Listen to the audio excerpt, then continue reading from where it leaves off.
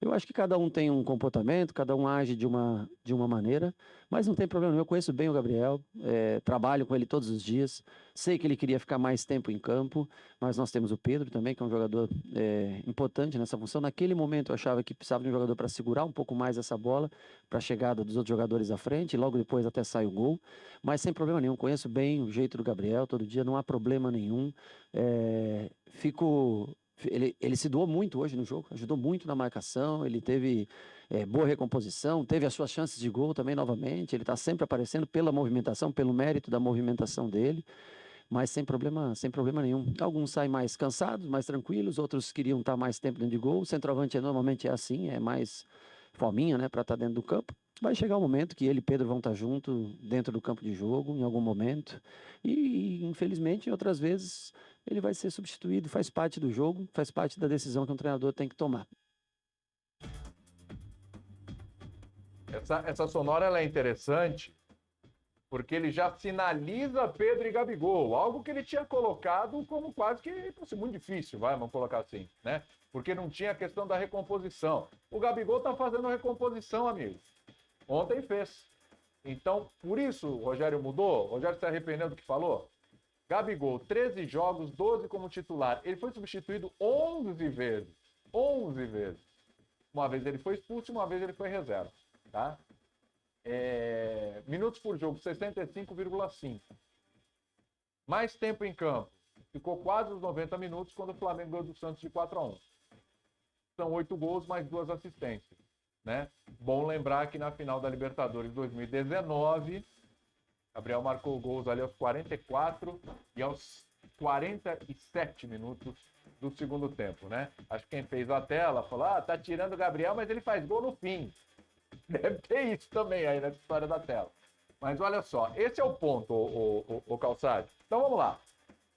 Quem tá certo nessa história? Porque assim, o Gabriel, ele sai, aí ontem ele chutou copinho, aí outra vez ele tava no banco, não tava com o colete, enfim. Já deu tanto problema, tanto que procó essa história.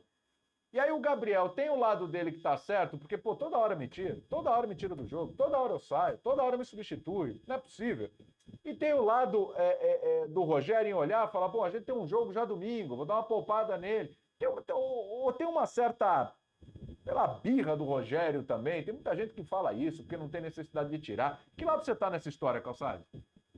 Bom, a missão do treinador, e principalmente um treinador como o Rogério Ceni, com a história que ele tem como jogador, é tomar as decisões que ele não gostaria que tomassem com ele quando ele jogava. Uhum. Claro, ele era um Ele goleiro. era fominha, né? Fominha. É mais difícil você tirar um goleiro para dar oportunidade para o outro. Isso Claro. vai ter, só se ele se machucar. Denis que Mas, diga. se fosse ele um volante, ele ia ficar louco, né, se tirasse ele do jogo. Mas são missões completamente diferentes e hoje, como treinador, talvez ele entenda muitas das coisas que ele não gostava de encontrar numa equipe de futebol quando ele jogava. Mas sai o Gabigol, sobe a placa e entra o menino juvenil, 17 anos, é uma coisa. Pô, entra o Pedro, é outra coisa. Saiu aos 29 o Gabigol. Poxa, o Pedro tinha ali 16, 20 minutos para jogar com acréscimos. E é um jogador importante, precisa jogar também. Então, nessa divisão do tempo de jogo, da gestão do tempo, o Gabigol leva vantagem. Né? Ele leva vantagem. E levando em consideração essa sequência de jogos que talvez descansar um pouquinho, estar mais inteiro, não faz mal a ninguém. Agora, eu acho que nenhum jogador gostaria de sair, nenhum. Agora, a forma como você demonstra a sua insatisfação é que aí começa a pesar. Aí vai lá, dá um bico no copo, você sai balançando o braço, dá pé da vida e tal. Isso dentro do elenco não pega bem, porque é uma gestão bem complicada, mas a gente está falando de grandes jogadores que tem o Flamengo, né? O Flamengo tem um grande banco de reservas. Então, dividir o tempo é uma das missões do treinador. Mas eu não vejo nada demais. O Rogério justificou bem. Eu queria um jogador para prender mais a bola lá na frente. Sem ter o Pedro, vai ficar o Gabigol. O Vitinho não vai fazer isso. É melhor deixar como está. Põe o Bruno Henrique pelo centro, alguém do lado, pode ser o Vitinho. Tá, uma adaptação. Mas ele tem o jogador. Então, também não é assim tão escandaloso colocar um jogador que está com fome, louco para jogar e pode aumentar o placar e tal. Mas eu entendo o Gabigol. Aliás, a substituição deu certo, né? Calçado? Se a gente parar para pensar friamente, o Pedro entrou, ele participa da jogada que origina o escanteio, o Vitinho cobra o escanteio, o Bruno Henrique faz o segundo. O que eu discordo aí é da forma. Sim. A forma é que te leva para um lado para avaliação ou para o outro. Jogador feliz por sair, eu sou o treinador, ficou, esse cara não está a fim de jogar? Então ninguém gosta. Você imagina? Ninguém. Quem é que gosta? Não sei se o Zé conheceu na carreira dele alguém que adorasse ser substituído. Por isso que eu levantei. Por isso que eu levantei a bola para você. Não vou dar não, mas alguns eu conheci alguns. Tá fora, o cara não tá te vendo.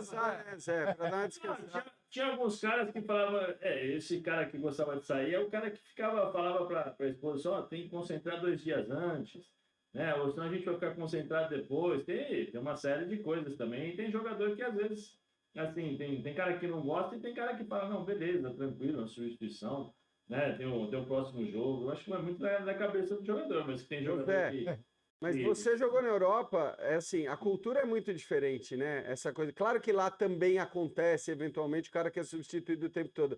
Mas essa cultura de não aceitar de jeito nenhum um banco de reservas, de não aceitar sair aos 30 ou 35 minutos do segundo tempo, ela é muito mais nossa do que com os grandes jogadores na Europa.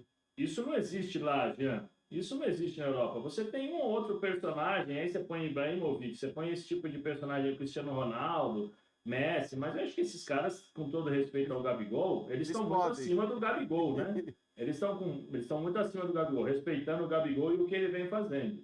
Mas assim, eu acho que falta um pouquinho de inteligência para o Gabigol, né? Porque se eu sou o treinador da seleção brasileira e tenho a cabeça que tem o Tite, eu não convoco o Gabigol, porque eu preciso de um cara de grupo. Eu preciso de um cara que entenda que um dia ele vai jogar e outro dia ele não vai jogar, porque o futebol funciona dessa forma. Não tem no contrato uma cláusula que ele tem que ser titular ou que ele tem que jogar 90 minutos e ele não pode sair. Não existe isso, né? E também não tem uma cláusula no contrato do Rogério Ceni que obriga o Rogério a colocá-lo em todos os jogos e mantê-lo em todos os jogos durante 90 minutos. O Rogério foi muito bem na entrevista. Ele falou assim, ele tem que entender, ele deixou nas entrelinhas, que o treinador tem o direito de fazer substituições e as suas escolhas, né? E eu acho que é isso mesmo. O jogador de hoje tem que entender isso. Pô, jogou quase o jogo inteiro.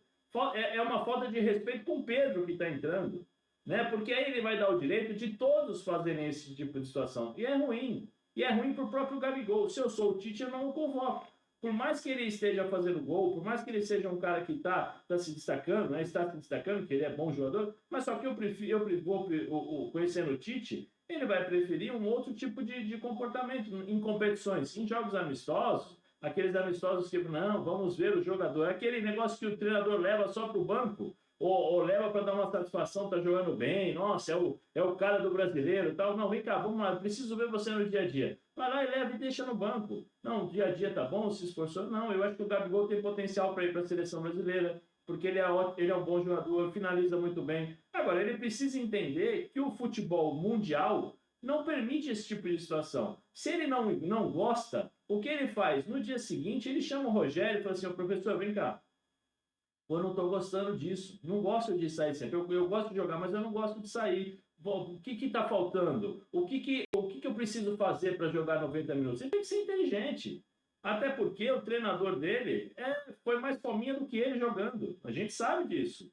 Entendeu? E aí você vai começar a criar confusão num momento em que está legal, no momento em que está dando certo, que vem fazendo gols, que o time está conseguindo chegar ao seu objetivo. Não, falta um pouquinho de inteligência para o Gabigol nessa hora e lembrar que é o coletivo ganha. O coletivo nesse momento é o mais importante. Então o Flamengo é mais importante do que o Gabigol. Ele tem que pensar no Flamengo, porque o Flamengo potencializa o Gabigol para levá-lo à seleção. Então, usar um pouco a cabeça, porque futebol tem. Mas o filminho tá queimado lá já, né, Zé? Até um companheiro nosso me lembra aqui, lembra bem, viu? Ele, em 2016, após a Olimpíada, foi convocado para Brasil e Equador. Estreia do Tite, lembra? Gabriel Jesus foi bem pra caramba. Aí disse que o comportamento não foi dos melhores, não curtiu a reserva para o Jesus, fez bico e não foi mais convocado, né? Recentemente Eu teve acho que- oportunidade. Então, Eu acho que William, foi recentemente só, né? Então, é isso que eu estou falando, recentemente. Ficou um tempão fora. só uma coisa, William, eu acho que assim, não dá para excluir na hora que a gente vai fazer essa avaliação do pacote e tudo mais, disso que você está falando em relação à seleção, que o Zé citou, e do que a gente tem visto nessas últimas substituições, que a gente pode até achar injustas, né?